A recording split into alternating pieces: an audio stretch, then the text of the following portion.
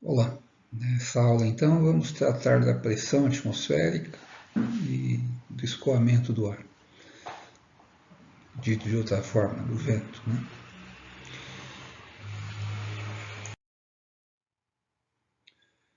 Vou começar aqui com um exemplo, uma situação que você já conhece. Imagina uma vela acesa, uma superfície, uma vela que está acesa, e eu imagino que muito provavelmente você já brincou com isso quando era criança, ou enfim, ou tem uma experiência semelhante com o fogão, por exemplo, né? Você acende a chama do fogão e a pergunta que eu quero fazer, o que será que acontece com o ar que está ali próximo da vela, né? Como é que será que é a movimentação do ar?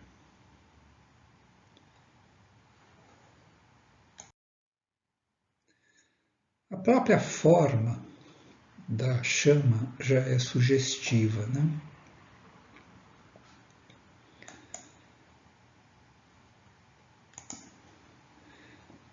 Você deve talvez ter experimentado colocar a mão aqui assim em cima da vela, né? E você percebe um arzinho quente, né? Você ficou muito perto, chega a ficar até difícil manter a mão ali.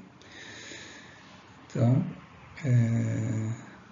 a própria chama, a forma da chama, né, sugere que o ar está se movimentando nesse sentido. É uma coisa que a gente não consegue ver, né, com os nossos olhos. Então, quando a gente trata da atmosfera, tem um pouco também de um esforço de imaginar o movimento, né, como é que a coisa funciona. Já que é uma coisa que a gente não consegue ver a olho nu. O escoamento da água, no caso da hidrografia, por exemplo, a gente consegue ver em grande parte. O escoamento superficial, a drenagem, enfim. O escoamento subterrâneo é mais difícil a gente enxergar. Né? Você pode ter uns poços para medir, alguma coisa assim, mas você não consegue ver. Então você tem que completar ali a movimentação da água usando a imaginação. Né? No caso do ar, a maior parte do tempo a gente tem que usar a imaginação mesmo, tem que tentar reconstruir na nossa cabeça como é que é a movimentação. Então, o ar converge aqui e diverge lá em cima. Mas como é que a gente interpreta isso, né? Eu penso do ponto de vista físico, né? Quer dizer, qual é a explicação disso aí? Vamos recorrer a alguma coisa que a gente já usou nas aulas anteriores. Né? No lugar onde está a chama da vela, está vendo a combustão, você está transformando a energia química em calor sensível. Esse calor sensível é usado, né, para aquecer o ar. Então você tem aqui na região onde está a chama da vela, ar que está numa temperatura maior do que o resto do ar do entorno, que está no mesmo nível, né, na mesma altura aqui. Ó. Então aqui ele está um pouco mais aquecido. Então o que acontece? A gente já discutiu isso daqui, né? Se há um gradiente horizontal aqui nessa temperatura, o que vai acontecer? Aqui onde a temperatura é maior, há uma tendência a surgir uma força de empuxo na parcelinha de ar. Então a parcela de ar sofre uma força, né, para cima, no sentido de se afastar aqui desse nível, né, subir. Ora, quando a parcela começa a subir, ela se afasta da fonte de energia, que é a combustão, né? Que é o material que compõe a vela, o combustível da vela, sendo reagindo, né, com o oxigênio do ar. Então, se transformando em água, em gás carbônico, em grande parte. Ora, quando ela se afasta da fonte, ela começa, na prática, né, perder energia para o entorno, em grande parte irradiando. Né? Então, conforme a parcela de ar né, que se diferenciou aqui, né, ficou como parcela, né, vai se afastando aqui da fonte de energia, ela vai, né, a energia vai irradiando, parte também às vezes mistura um pouquinho com o entorno, enfim. E essa força empuxo vai diminuindo conforme a temperatura da parcela é menor, né, vai ficando mais parecida com a do ar do mesmo nível no entorno. Então, hoje está escrito assim, né? A gente anotou assim, o empuxo diminui, né? Essa força diminui, conforme o gradiente horizontal da temperatura diminui. Então, ó, nesse mesmo nível aqui, se eu olhar ele, né? Essa diferença de temperatura, né? Esse gradiente de temperatura, de onde está a parcela do entorno, aqui é menor do que aqui, e é por isso que o empuxo é menor. Até, o que vai acontecer? Quando esse gradiente horizontal é nulo, é zero, ou seja, a parcelinha começa a ter temperatura que é equivalente a nesse nível, as outras parcelas que estão nesse nível, o que vai acontecer? Ela tende a não subir mais, não tem mais empuxo. Então, o que vai acontecer? Há um acúmulo, digamos assim, né, entre aspas, de parcelinhas de ar aqui, e o único jeito de dar espaço para as parcelas que vêm por baixo, né? Porque você tem que imaginar que é um trem de parcelinhas de ar subindo aqui. O que vai acontecer? Essas parcelas elas têm que ir se afastando, né? Tem que ir dando espaço. Então a movimentação acaba sendo mais na horizontal aqui, né? Assim. Por quê? Porque o gradiente de temperatura é zero, né? Não tem diferenças de temperatura nessa altura aqui. O ar que está no entorno, né, vai vindo aqui, ó, para compensar essas parcelas que sobem, né? O ar do entorno vem entrando aqui pelos lados, pelos laterais e vai sendo aquecido. Né? Então isso cria uma movimentação aqui assim, nesse sentido. É difícil a gente representar isso em três dimensões, assim, no slide, eu não tenho essa capacidade de fazer desenho. Acho que dá para imaginar, né, que isso está acontecendo, está vindo de todos os lados, não é só deste lado e deste lado, é de todo o entorno aqui assim da vela, o ar converge, né, vem em direção à vela e se afasta aqui em cima, né. Mas a explicação aqui que a gente está dando está usando a explicação que a gente usou lá no balão do ar quente, né, na outra aula.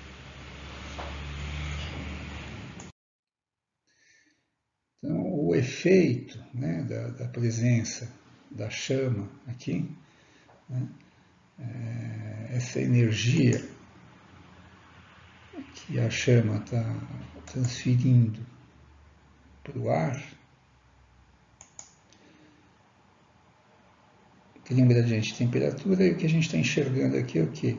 Que ocorre convergência de massa. Esse é o conceito que a gente quer introduzir aqui.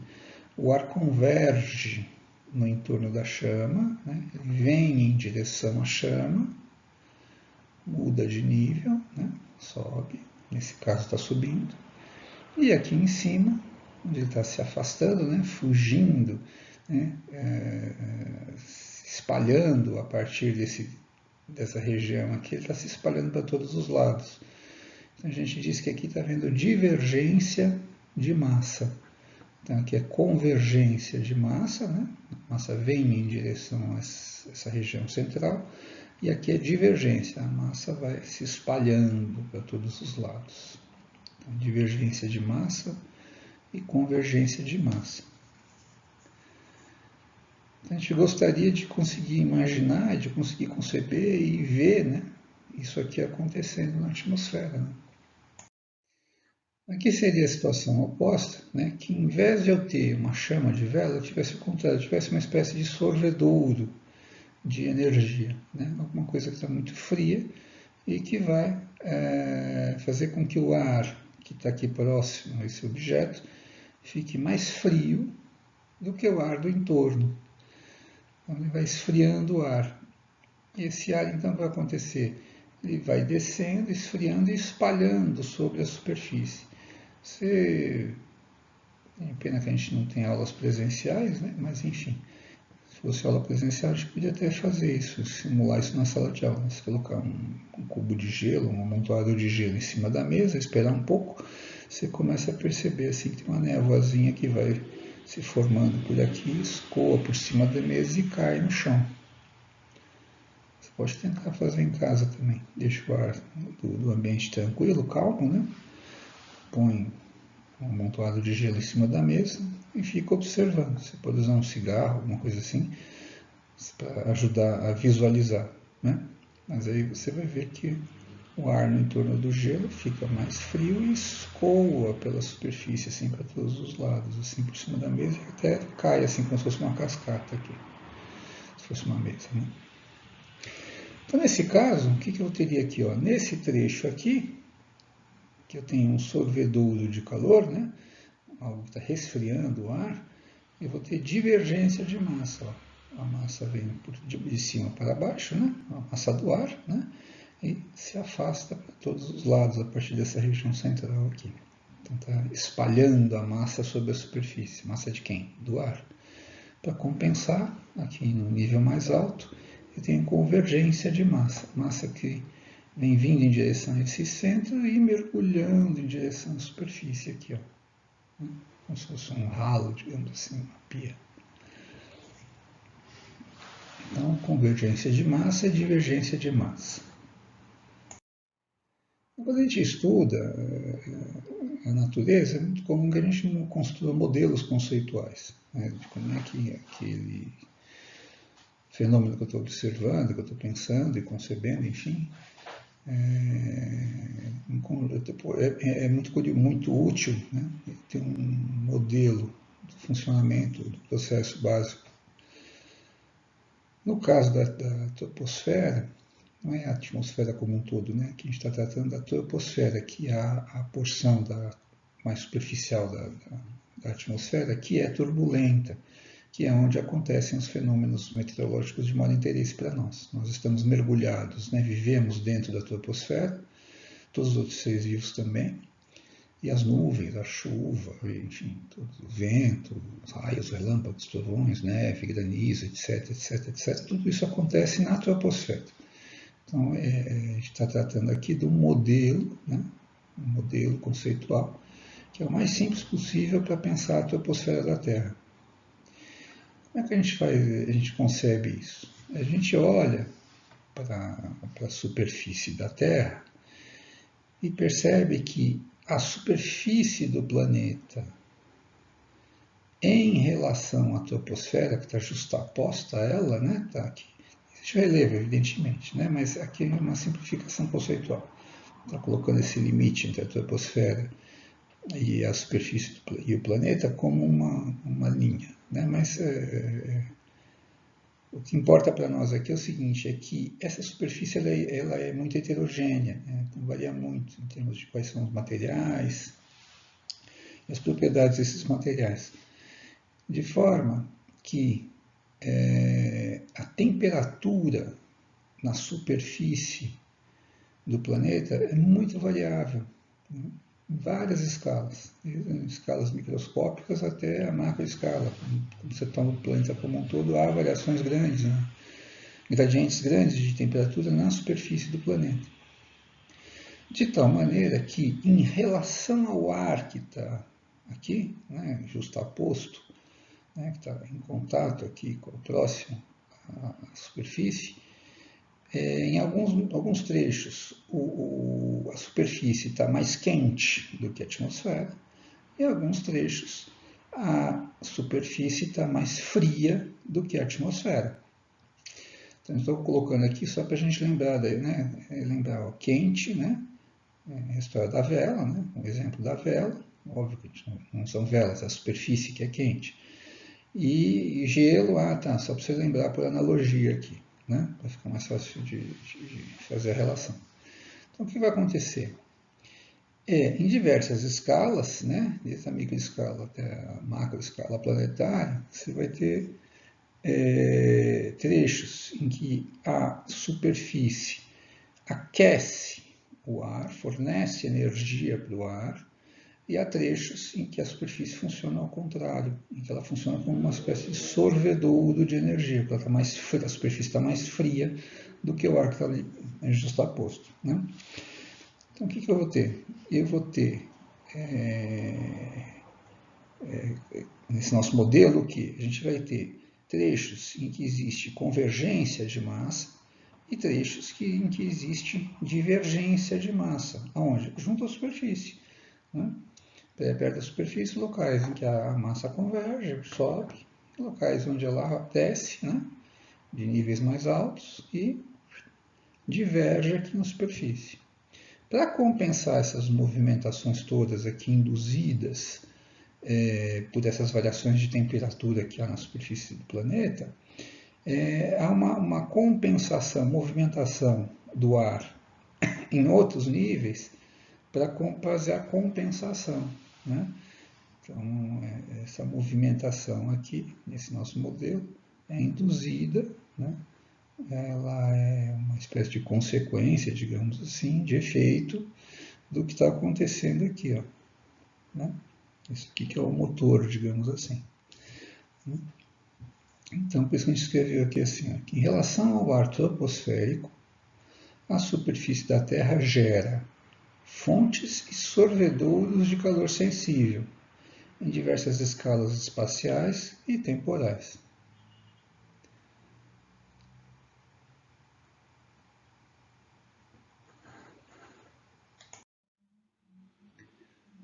Muito bem, parece muito legal, né? Então, quando a gente pensa na atmosfera, o que a gente quer enxergar, na verdade, né, em diversas escalas, é isso, ar convergindo e divergindo. Bom, legal, então vamos medir esse negócio aí. Vamos vamos instalar instrumentos para medir a divergência de massa e a convergência de massa,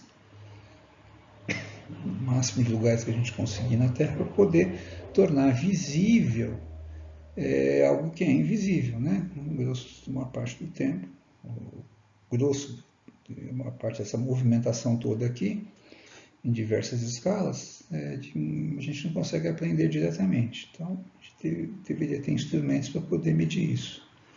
Qual que é a dificuldade? A dificuldade é que a gente pode instalar instrumentos para medir, por exemplo, em um certo ponto, o ar se movimentando. Não é? Mas a gente não consegue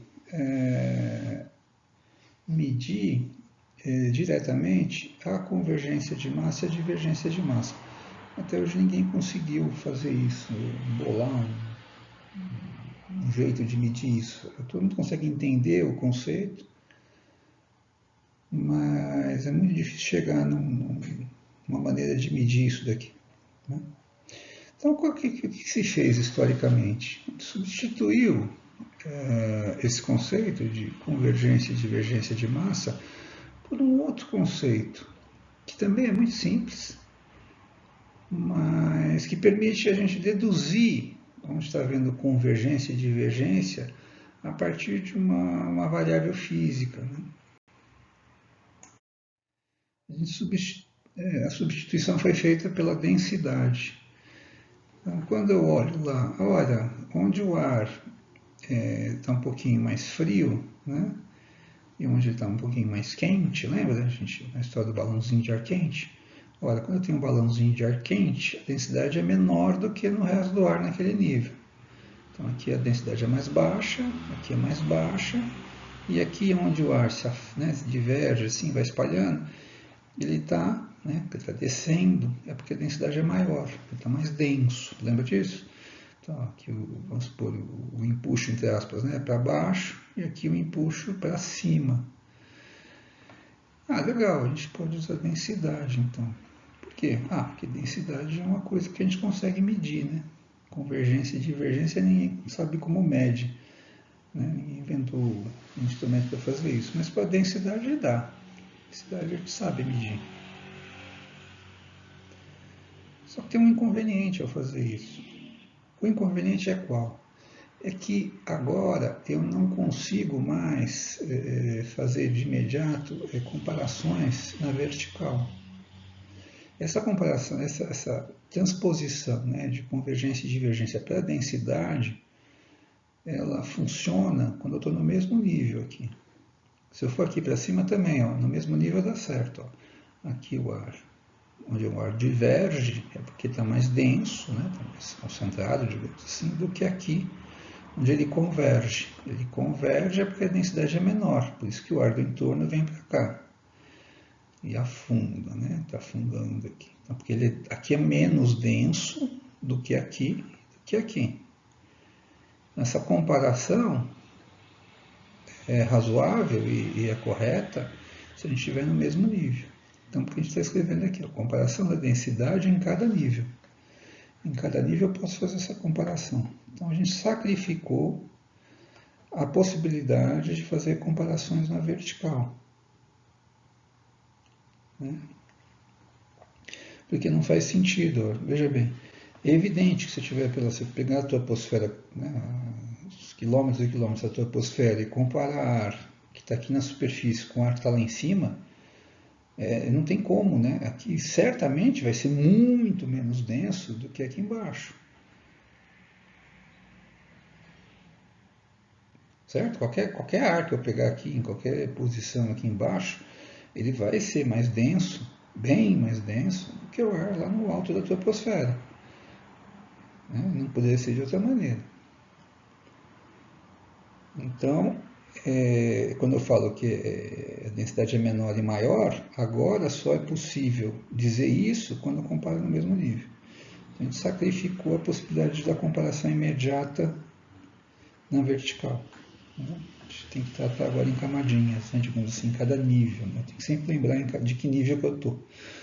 Bom, ainda que a densidade seja possível de medir, no caso da nossa atmosfera, não é uma coisa muito prática.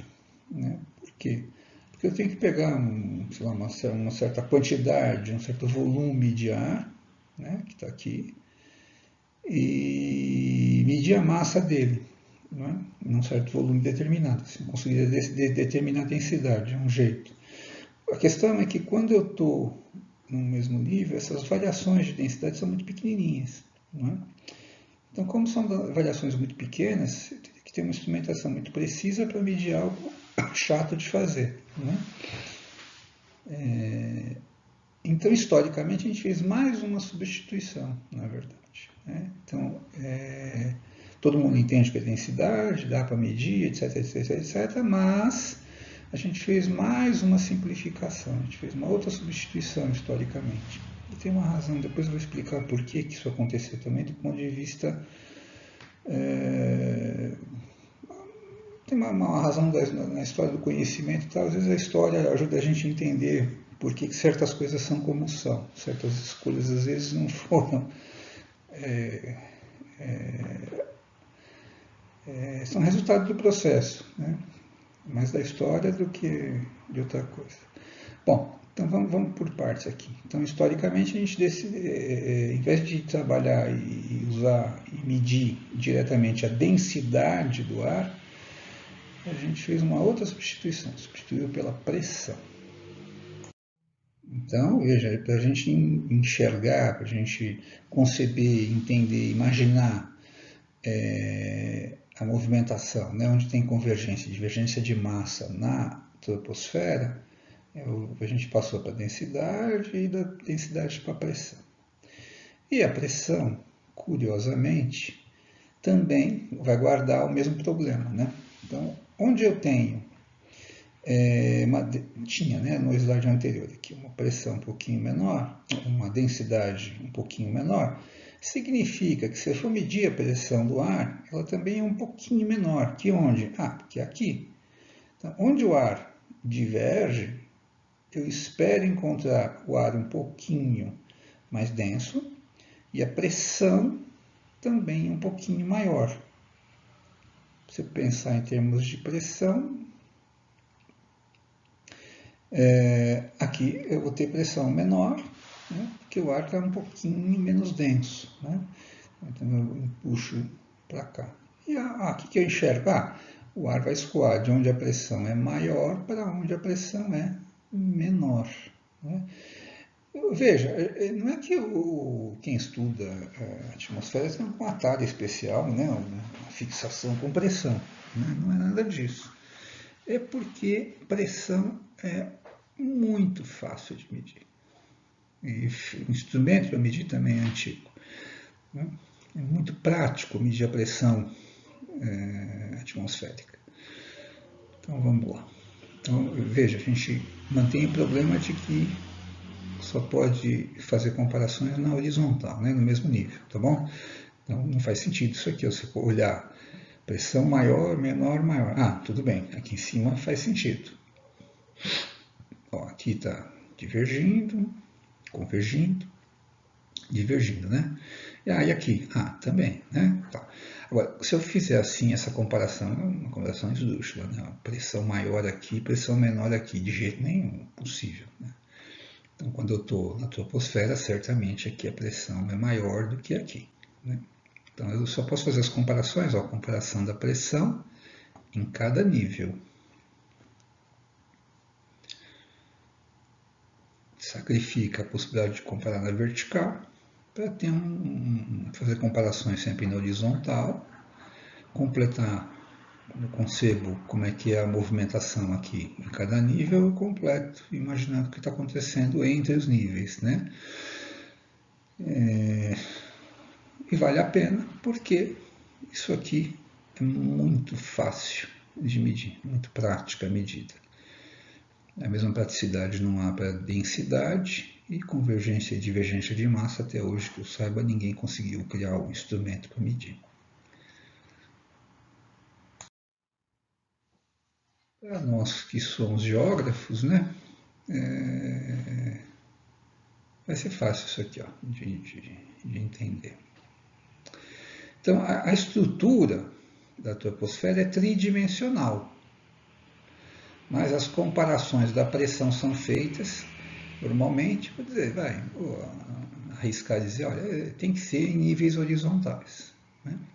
Significa que a gente, quando representa a pressão na troposfera, a gente vai fazer o quê? A gente vai buscar níveis, né? Sempre no mesmo nível, né? E vai fazer o quê? Cartas, plantas, mapas da pressão. A gente vai medir e representar a pressão atmosférica em sempre no mesmo nível. Então, ainda que com relevo, né, a gente faça uma carta só, né, para estar representando a superfície da Terra, no caso da atmosfera ou da troposfera, pelo menos 2 níveis a gente vai precisar, né? Um nível próximo da superfície, que a gente chama, né, ao nível do mar, né, que é nessa região de contato aqui, né, da base da troposfera com a superfície. E não é exatamente ao nível do mar, porque a gente toma todas as medidas na altura do peito. Então, sendo rigoroso, é 1,5 m do chão, né? Não é realmente no nível do mar. A segunda razão para colocar aqui ao nível do mar é o seguinte: existe o relevo, né? Existe um relevo na superfície da Terra. Então a gente coloca os instrumentos, eles estão instalados em estações que estão sob o relevo, né? Então não estão todas as estações ao nível do mar. Mas para poder fazer as comparações sempre na horizontal, aqui no mesmo nível, então o que eu tenho que fazer? Eu tenho que abstrair o relevo, né? E como é que a gente faz isso para abstrair, para tirar o efeito do relevo? A gente vai discutir isso mais para frente um pouquinho de novo, mas enfim, para tirar esse efeito do relevo, a gente diz que é o nível do mar. Como? A gente recalcula a pressão, qual seria a pressão que foi de fato medida naquela altitude, recalcula ela para o nível do mar, para poder tornar possível a comparação na horizontal. Mas quando a gente se afasta um pouco da superfície, né, e vai um pouco mais profundamente na troposfera, lá no alto, a gente já não tem esse problema, né, da presença do relevo, né? E aí a gente consegue fazer essas representações sem precisar fazer essa gambiarra, digamos assim, né? Os meteorologistas odeiam que a gente fale isso, mas tem que dizer a verdade, né? É uma gambiarra, né? Mas enfim. Então lá no alto da troposfera, pelo menos, a gente pode ter uma ideia do que está acontecendo, né? E perto do nível do mar. Como é que a gente faz?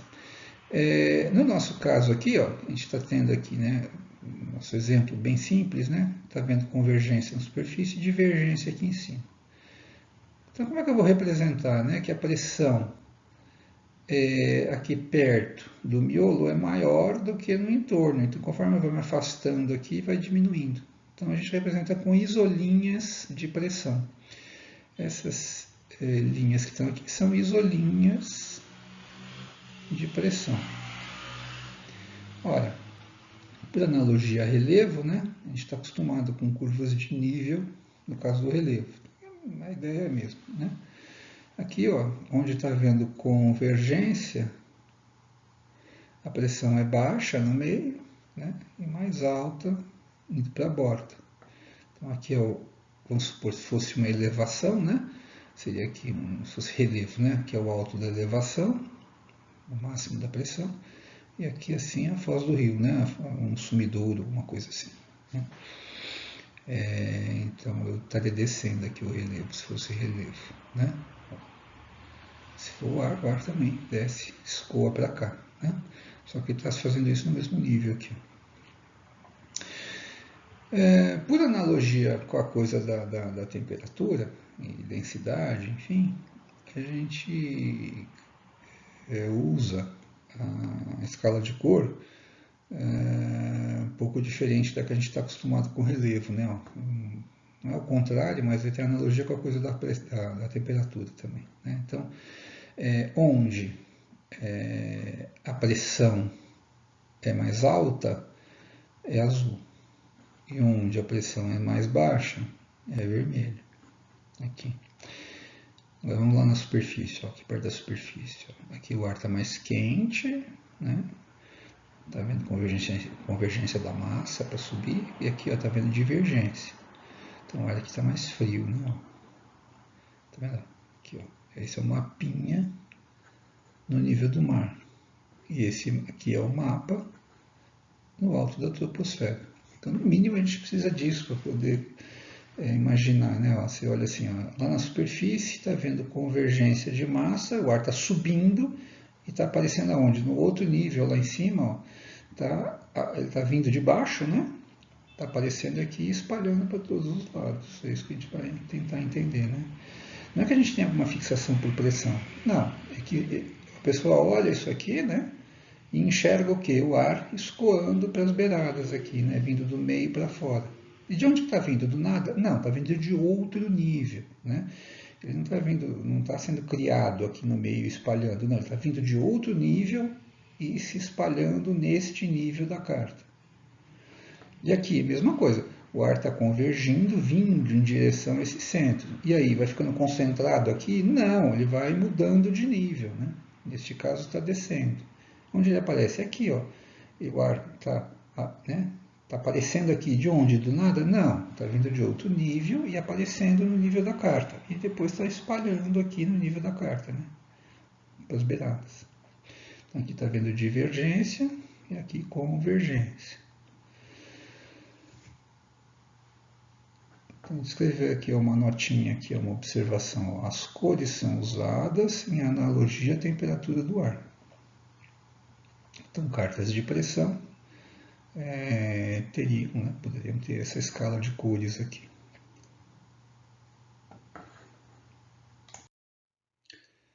Acontece que na prática, né,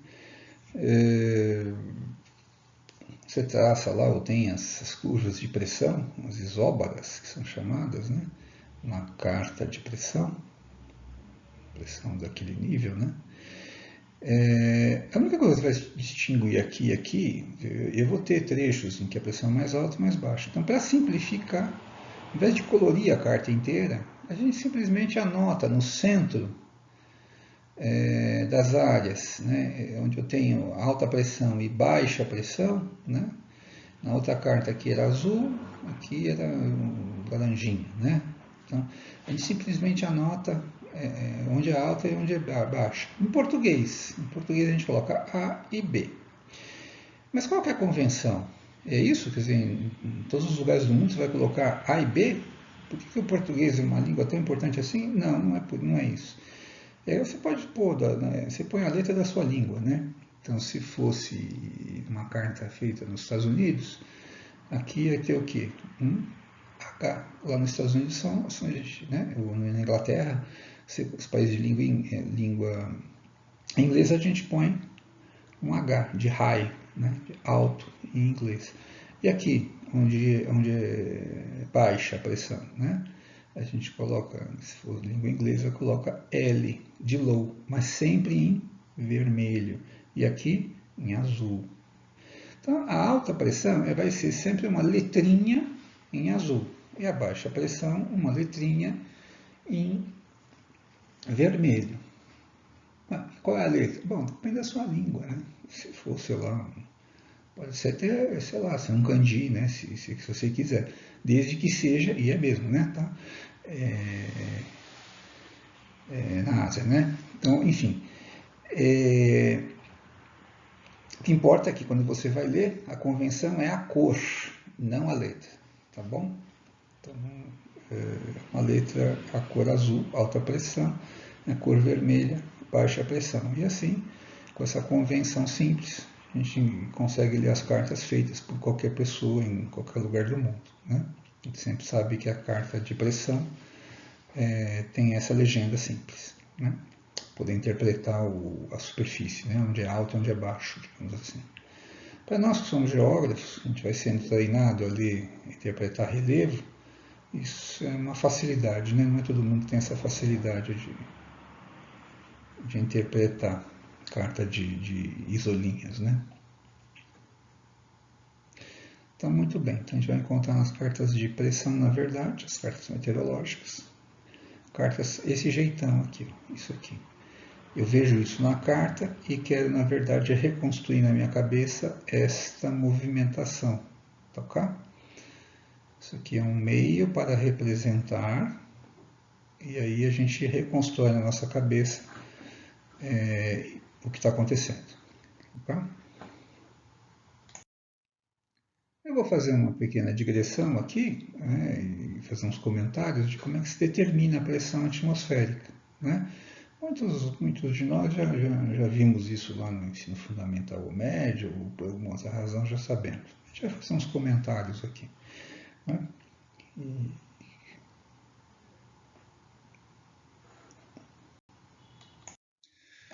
A gente atribui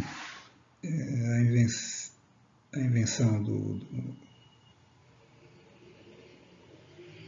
barômetro, né, instrumento para medir a pressão, que a gente diz que é o instrumento para medir pressão, a Torricelli. Esse é o nome que a gente dá para o instrumento. Né? Historicamente, a gente chama de barômetro de Torricelli. Torricelli, sujeito simpático que está aqui, né? Ele fez esse experimento em 1643. Mas fica parecendo que ele tirou isso da cabeça dele do nada. Na verdade, não é bem assim. Não é bem assim. Existia um contexto de época, né? E se não fosse ele, talvez outro tivesse facilmente chegado na mesma coisa. Né?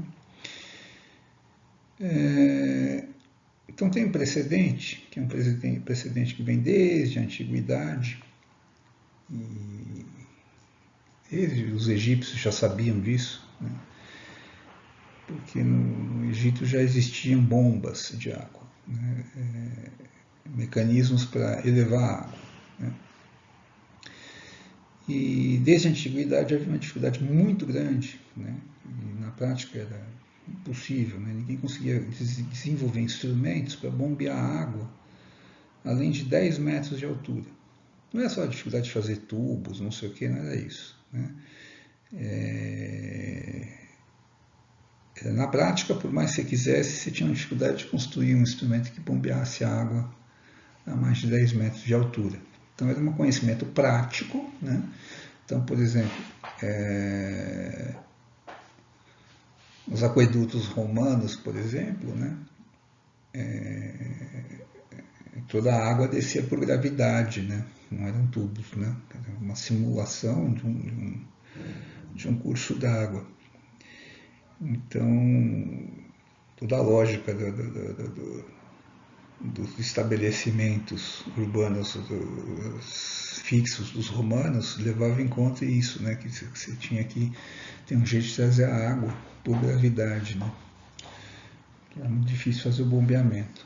Se colocasse uma fortificação, sei lá, alguma coisa num lugar, depois você tivesse que levar a água lá para cima, era muito difícil fazer isso. Né? Pois bem, tem um experimento que é muito parecido com o do Torricelli, que é muito pouco tempo antes. é 1638, aqui 1643. Esse cara fez um tubo, ele colocou um tubo que tinha 11 metros, numa cuba com água, e ele era exatamente o que é o instrumento Torricelli. E no alto do tubo, né, se formou, quando você enchia o tubo de água, né, como ele fez o tubo que era transparente, dava para ver lá dentro o que estava acontecendo. Aqui, antigamente, isso não estava tão claro ainda. Né? Se você parar para pensar, isso aqui é um experimento. O sujeito está fazendo um experimento para tentar pensar ou entender o problema que vinha desde a antiguidade, que outras pessoas já conheciam há muito tempo. Né? Um conhecimento prático aqui, o cara está fazendo uma provocação. Bom, então você faz um instrumento ali que é um tubo de 11 metros, que é um tubo grande pra caramba, tá certo? Difícil de fazer isso. Numa cuba aberta, aquele tubo você enche ele de água, totalmente de água, e deixa ele fechado. Aí você vira ele, ou enfim, depois você encheu ele totalmente de água, você abre aqui e deixa essa água que está aqui dentro do tubo entrar em contato com a água que está aqui em volta. Então o que vai acontecer? Que se observa ali. Ora, a água não vai ficar nos 11 metros aqui em cima. Né? Ela vai tender a ferver, você vê a água fervendo aqui dentro, formando bolhas, etc. E vai ficar uma porção aqui vazia, e isso aqui vai ter, na verdade, uns 10 metros de água. Né? Qual que é a sacada aqui? Né? Qual que é a discussão que está aqui nesse momento? A discussão é o seguinte: que diabos era que havia aqui? Ó? Essa é uma discussão filosófica mais profunda. O conhecimento que vinha da Idade Média dizia o seguinte, que era impossível a ideia de vácuo, que era uma impossibilidade divina, né? Que você tinha uma relação com a religião. Né? Não era possível você ter um espaço com nada dentro. Né? O vácuo era uma coisa impossível. E então é uma discussão que está muito presente aqui nessa época, né? No Renascimento aqui, um pouco depois, se é possível ou não o vácuo. Né? É possível provar que o ar existe, é possível demonstrar que o ar existe, então será que é possível você ter o espaço sem ar nada dentro, né, com vazio? Então é a busca do vácuo, na verdade. Essa é a discussão profunda que está por baixo, por trás disso. Acontece que quando o Bert faz esse experimento, surge uma discussão que é: será que realmente ficou vácuo naquele espaço? Porque ó, se você não colocou ar aqui dentro, você não colocou nada aqui dentro, e a água desceu, então ficou um espaço vazio. Então vão ter os que vão dizer o seguinte: não, é vácuo. Não, o que tem ali dentro, na verdade, é a água no estado gasoso. Né? Então tem um ar aqui dentro, de uma certa forma, porque é o vapor da água. Então o vapor da água está fazendo as vezes, né, do ar. Então não é vácuo. Né? Por isso tanto que a gente vê a água descendo, mas ao mesmo tempo ela ferve. Né? Se ela ferve, é porque tem uma parte da água que se passou para o estado gasoso, né? Está ocupando aquele espaço. Então não era vácuo. E fica essa discussão, né? Se afinal existiu ou não o vácuo. Né? Então vão ter os que advogam que não é possível. Né? Então, tanto que a água passou para o estado gasoso para ocupar aquele espaço que ficaria vazio. Então o Torricelli tem uma sacada que é fazer o seguinte: ele substitui no experimento do Bert a água por uma outra substância líquida, mas que aparentemente não evaporava ali, não ia ferver, né? Não ia ter esse problema de encher de vapor aqui. Então ele substituiu, naquele experimento do Bert, a água por mercúrio. Agora, como a água é muito menos densa do que o mercúrio, né? O mercúrio é bem mais denso, então você não precisa fazer um tubo tão comprido. Né? Não precisa ter um tubo de 11 metros para fazer o experimento. Mas você pode fazer com um tubo bem menor. Ainda assim é um tubo considerável, né?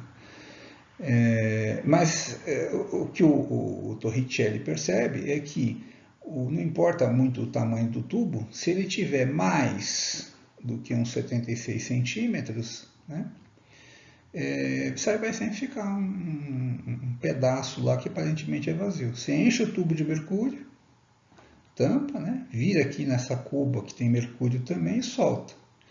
O que vai acontecer? O mercúrio desce, né, e para num certo nível aqui. E ele não ferve, que nem fervia a água. Né? Então, a discussão do Torricelli, naquele momento, era provar que existe o vácuo. Então, inicialmente, o experimento do Torricelli provou que era possível, ou demonstrou que trouxe uma evidência muito difícil de ser desqualificada ou explicada de outra forma, de que havia vácuo. Então, aparentemente, dentro do tubo tinha um espaço sem nada dentro. Né? Então, naquele momento ali, o Torricelli conseguiu um experimento que mostrava que era possível o vácuo, sim. O que isso você tem que entender, que é extremamente revolucionário em relação ao conhecimento, a maneira como se pensava há mais de 1000 anos. Né? Bom, como é que a gente vai explicar isso? Né? Porque o Torricelli mesmo já criou a explicação. A explicação dele é o seguinte, é que o ar que está do lado de fora aperta o mercúrio que está aqui, porque ele também tem peso. Né? Então, do lado de dentro, deste nível que está o mercúrio, aqui fora você tem o ar apertando o mercúrio. E do lado de dentro, você tem uma coluna de mercúrio. Como o mercúrio é muito denso em relação ao ar, o que vai acontecer? Eu preciso de uma coluna, né, que no nosso caso são, sei lá, dezenas de quilômetros de ar, né, que vai ficando cada vez mais rarefeito, mas enfim, pesando aqui, né, apertando, pressionando, né, causando uma pressão, né, que é uma força sobre essa área. E isso é compensado, contrabalanceado por quem? Pelo mercúrio que está aqui dentro. Então não adianta eu colocar mais mercúrio do que 76 centímetros, no caso do nível do mar, né? Não adianta eu colocar mais mercúrio. Por quê? Porque vai ter mercúrio sobrando aqui. Vai faltar ar para apertar, para ele ficar mantido aqui dentro. Então ele desce. Né? Desce até que o nível fique num nível tal aqui, ó, que a diferença seja exatamente a pressão da atmosfera sobre o mercúrio que está aqui. Bom, o próprio Torricelli fez também outros experimentos, que seria o seguinte, para mostrar que a explicação que ele estava dando é correta, né?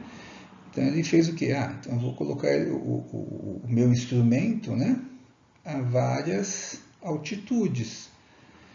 Então, ele fez isso para fazer a demonstração de que a explicação que ele estava dando estava correta. Né?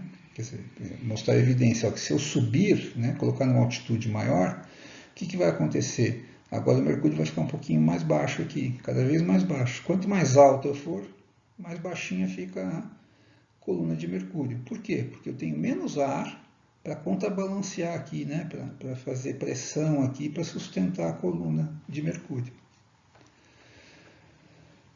E, indiretamente, então, né, do problema inicial, que é uma discussão mais profunda, né, sobre a possibilidade ou não de existir espaço vazio, é criado, então, um instrumento que, de uma certa forma, permite você avaliar a altitude dos lugares. Né? E, do ponto de vista prático, a discussão do vácuo era uma coisa mais acadêmica, né? Mais filosófica, etc. Mas, rapidamente, o próprio Torricelli já percebeu, mas isso aqui é um negócio muito útil, pô. Né? Não é tão grande assim, dá para carregar, dá para montar isso aqui em qualquer lugar em poucos minutos. Né? Então, é um artefato muito útil para medir a altitude. Né? Essa é a revolução aqui. Não é tanto para poder medir a pressão atmosférica, Mas é porque, medindo a pressão atmosférica, dava para resolver um problema da geografia de bastante tempo já. Né? Desde o começo das navegações, você chegava em alguns lugares, você consegue desenhar e mapear litoral, né? Usando latitude, longitude em parte, enfim. Latitude nunca ninguém teve muita dúvida, né? Usando as estrelas e tal. Longitude você precisa de cronômetros, né? De relógios precisos. Mas persistia o problema de quem? O problema da altitude. Né? E a partir daqui, opa, isso aqui é muito interessante. Eu consigo medir as altitudes dos lugares. Né? E é possível, então, começar a mapear a altitude do mundo. Né? Até então não dava. Então é um problema da geografia, né? Um problema de mapeamento. E a partir daqui começa a ser possível resolver. Mesmo, por exemplo, para planejar mesmo que fosse o aqueduto romano, você tinha esse problema, né? Você precisava saber as altitudes e fazer uma estrada de ferro mais para frente no futuro, etc. Você vai precisar saber as altitudes, ter um relevo mapeado, né? Grandes obras de engenharia, estradas, etc. É muito útil para o Estado, né? Então, é do interesse do Estado mapear e ter um instrumento para medir a altitude. Então, é isso que a gente deve ao sucesso do barômetro Torricelli. Pois bem, o próprio Torricelli acabou percebendo que, ao longo dos dias, essa altura da coluna de Mercúrio não era exatamente a mesma o tempo todo. Ela oscilava um pouquinho assim ao longo dos dias, não muito, né? Não era centímetros, assim, mas um pouquinho de nada, que assim oscilava um pouquinho, às vezes um pouquinho mais, um pouquinho menos, um pouquinho mais, um pouquinho menos. Isso aqui é uma chatice esse negócio, né? Mas você percebia que se você colocasse um barômetro aqui e um outro um pouco mais longe, que essas variaçõezinhas nas medidas eram parecidas num lugar e no outro. Então, o que aconteceu? Aconteceu que, para corrigir, né, se você tivesse um barômetro fixo em algum lugar e um outro que você carrega com você para medir a altitude por aí, você media com o seu barômetro a pressão do lugar que você estava, marcava, né, a latitude, longitude e tal, media a pressão, e depois você podia, com essa pressão que você anotou, você voltava lá no barômetro fixo para fazer a correção e calcular a altitude com uma precisão maior. Então você usava o barômetro fixo para corrigir a altitude nos lugares onde você foi medir em campo. Ora, então é do interesse do Estado, não é? Então é do interesse do Estado que sejam instalados barômetros onde for possível para fazer as correções de altitude. Né? Então o Estado vai passar, né, na medida do possível, sempre que se organiza o Estado a partir daí, né, século XVII em diante, vai instalar estações que hoje a gente chama de estações meteorológicas. A origem da estação meteorológica, então, são esses barômetros para a gente corrigir as medidas de altitude. Para fazer essa correção também é necessário, a gente vai ver daqui adiante, medir a temperatura também. Que o volume do mercúrio, né? O mercúrio se expande um pouquinho quando está um pouco mais quente, e ele contrai um pouquinho, né? Com todos os metais, né? Ele tem uma pequena variação relacionada à temperatura, a variação do volume. Então, quando está um pouquinho maior, mais quente, fica um pouquinho mais alto, quando está um pouquinho mais frio, fica um pouquinho mais baixo também. Né? Além das variações próprias da pressão mesmo do ar.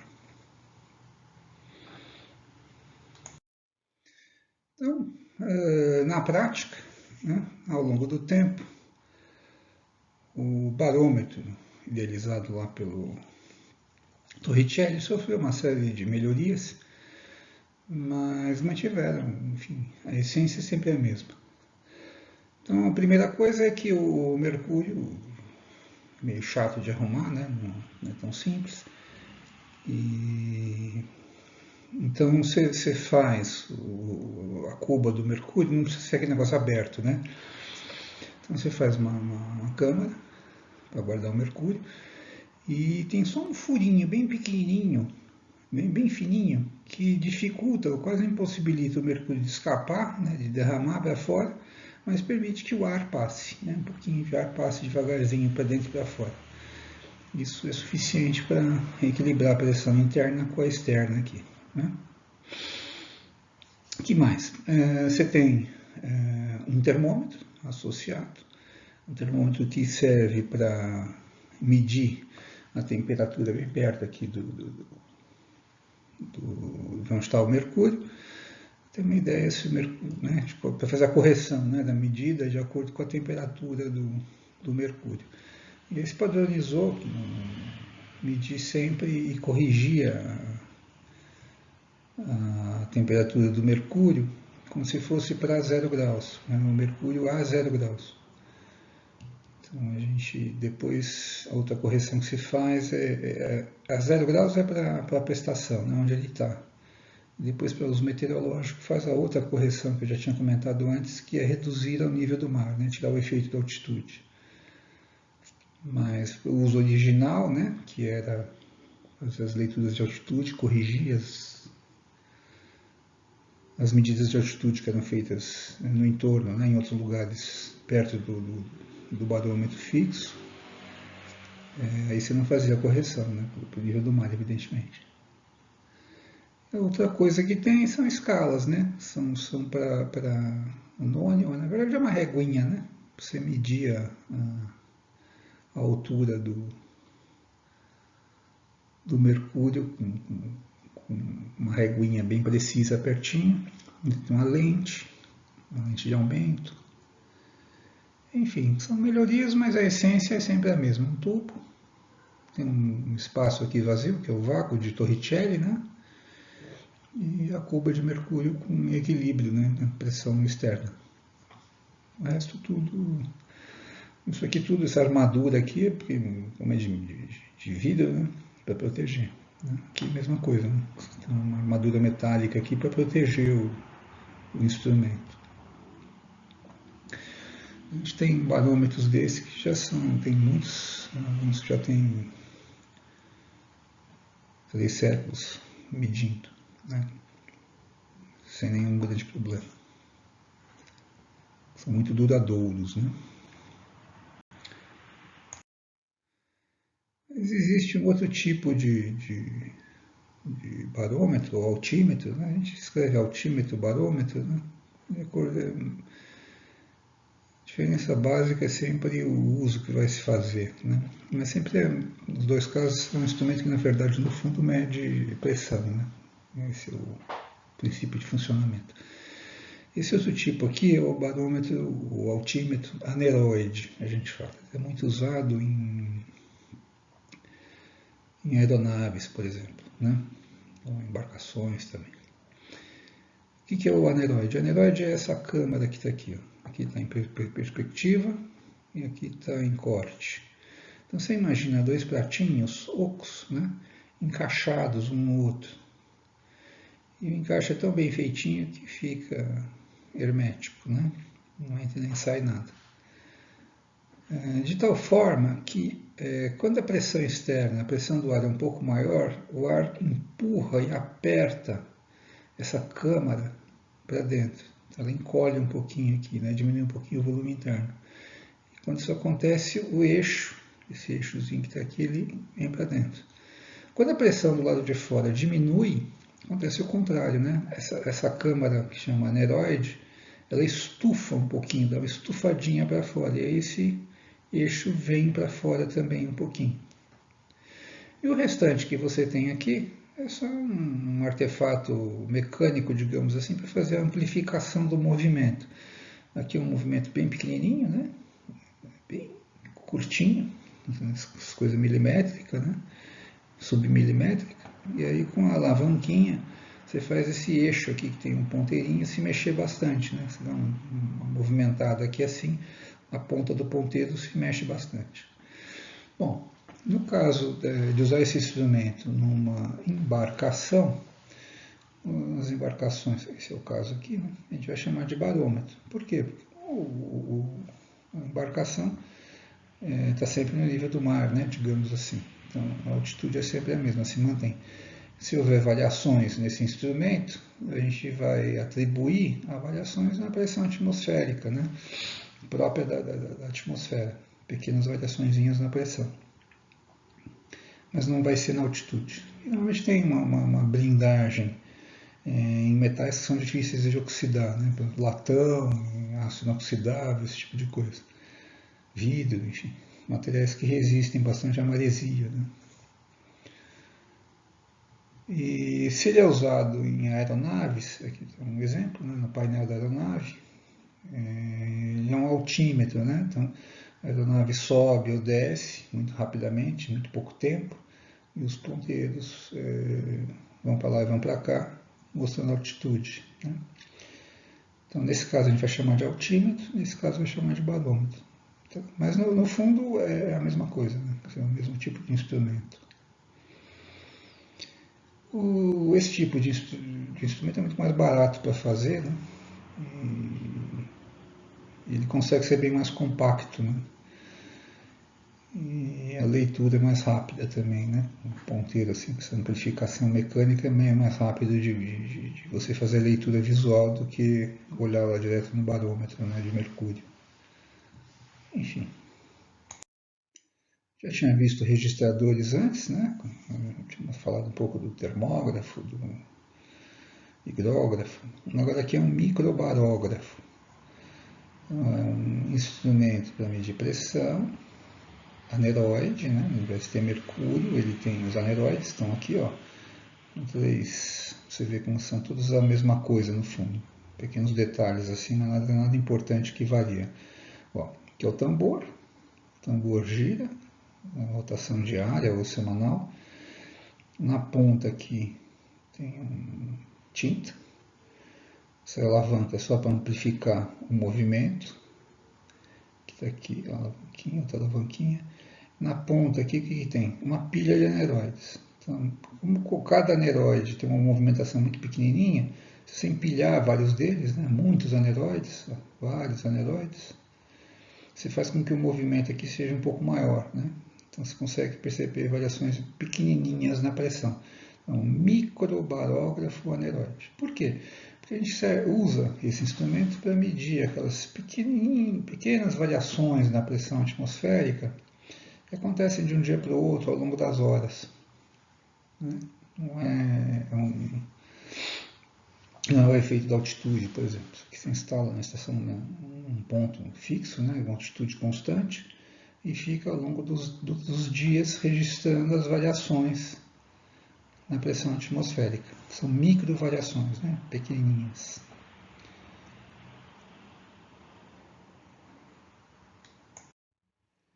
Aqui temos um registro desses. É só um exemplo, né? Então aqui é um diagrama de um microbarógrafo. A gente lê aqui, ó, de um livro, mas é só um exemplo, né? Então, ó, variação da pressão atmosférica, tem uma unidade de medida que a gente vai discutir daqui a pouco no outro slide, hectopascal, observado em Campina Grande, daí tem a latitude, né? Então, a longitude, e o período aqui, ó, escala de tempo de acordo com a hora legal local. Então, tá. Então, ó, se você olhar, o diagrama ele tem uma escala de tempo aqui.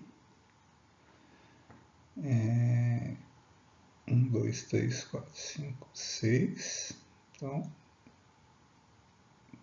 cada divisão dessas são 2 horinhas.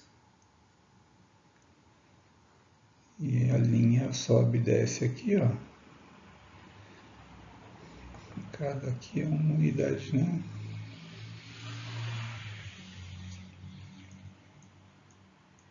A escala vertical aqui é pressão. Se você olhar, ó, é uma pressão pequenininha em termos de unidade, né? Toda essa curva aqui está mudando, está se movimentando, a gente está lidando aqui, ó, nesse período aí, ó, uma coisa em 4 ou 5 hectopascal. Então são pequenas variações. Olha só, e está escrito também milibares, a gente logo já vai falar disso no outro slide. Bom, O que eu queria chamar aqui a atenção e fazer um comentário é disso aqui, ó, que você mede a pressão ao longo do tempo, na escala mesmo do dia, né? Você percebe que todo dia, né, é difícil que isso não aconteça, mas todo dia você tem dois altos só. A pressão fica um pouquinho maior 2 vezes por dia e ela também fica um pouquinho menor 2 vezes por dia. Ó. Você tem sobe e desce, sobe e desce. De novo. Ó. Então você tem uma onda diária na pressão atmosférica. É um análogo ao que acontece na água dos oceanos, né? Em relação à superfície continental. Né? Quer dizer, você tem a maré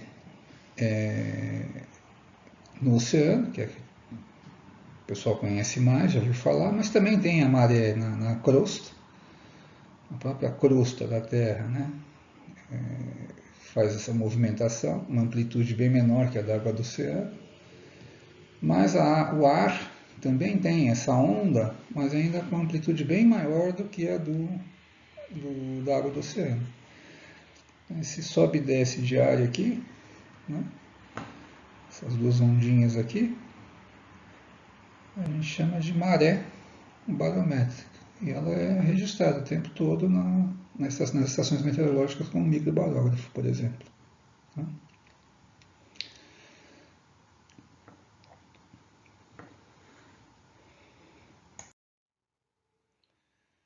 Vou fazer um comentário aqui sobre as unidades de medida, por quê?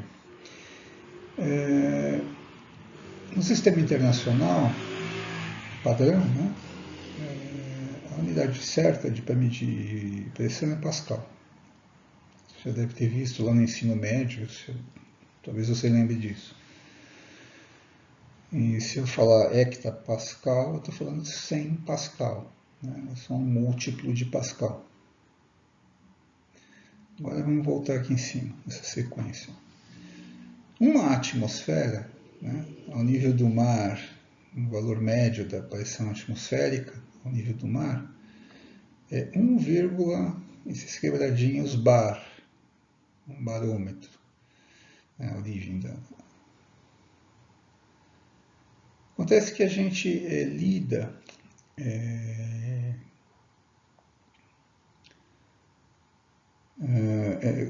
com variações que nunca são aqui, né? Quer dizer, se eu estou no mesmo nível lá, no nível do mar, por exemplo, e medindo variações na pressão com um microbarógrafo, eu vou estar lidando com mudanças nesses dígitos aqui, ó, né? Mais para cá, mais para o final aqui. Ó. Então, o que acontece? Na prática, se desenvolveu, ao invés de tratar como bar, tratar como milibar, um milésimo do bar. Então, ao invés de ser 1 bar, a gente está lida então com 1000 milibares, né? É como se ao invés de usar metro, eu usasse centímetros, por exemplo, ou milímetros, né? Só estou mudando o múltiplo aqui, né? Então, MB é milibar, milésimo do bar, se fosse um milímetro em relação ao metro. Então, quando eu olho o mesmo número, né, em milibar, não em bar, eu vou ter 1013 milibares, ponto 25. Essa seria uma pressão média aqui. Mas, enfim, o que é curioso é o seguinte, é que essa unidade milibar ela é usada há muito tempo no âmbito da meteorologia, da climatologia. Então, raramente você vai encontrar Pascal nos livros mais antigos, ou nas ilustrações, etc. É muito comum que você encontre escrito ainda bar, ou mais comum mesmo é milibar. Né? Para todo lado você vai ver milibar. E como é que você faz a conversão? Bom, o que é bom aqui nesse negócio é que, neste caso particularmente, a correção é muito fácil, muito simples. Basta trocar o nome da unidade. Né? Ao invés de falar milibar, falar hectapascal. Então, a equivalência é em hectapascal. Então, 1 milibar é igual a 1 hectapascal. Então, se eu tiver 1000 e tantos milibares, é 1000 e tantos hectopascal. Então, basta que você tiver escrito em algum lugar, né, MB, milibar, leia hectopascal. Mas com certeza, o pessoal mais velho que nem eu, ou mais velho ainda, frequentemente fala milibar mesmo, tá? Mas leia que é um vício de linguagem, tá bom? É muito fácil fazer a conversão, porque é só trocar a unidade de medida, mas ainda assim, por força do vício e dos hábitos, é muito comum falar milibar. Então aqui a gente tem uma carta de pressão, aqui já é uma situação real, né? Uma data que está aqui. É uma carta feita pela Marinha do Brasil, ela tem a atribuição de fazer isso, porque a previsão meteorológica é importante para a navegação, né? Então a Marinha desde há muito tempo faz isso, né? Pelo menos 2 vezes por dia faz a carta de pressão ao nível do mar. Está escrito aqui, ó, carta de pressão ao nível do mar.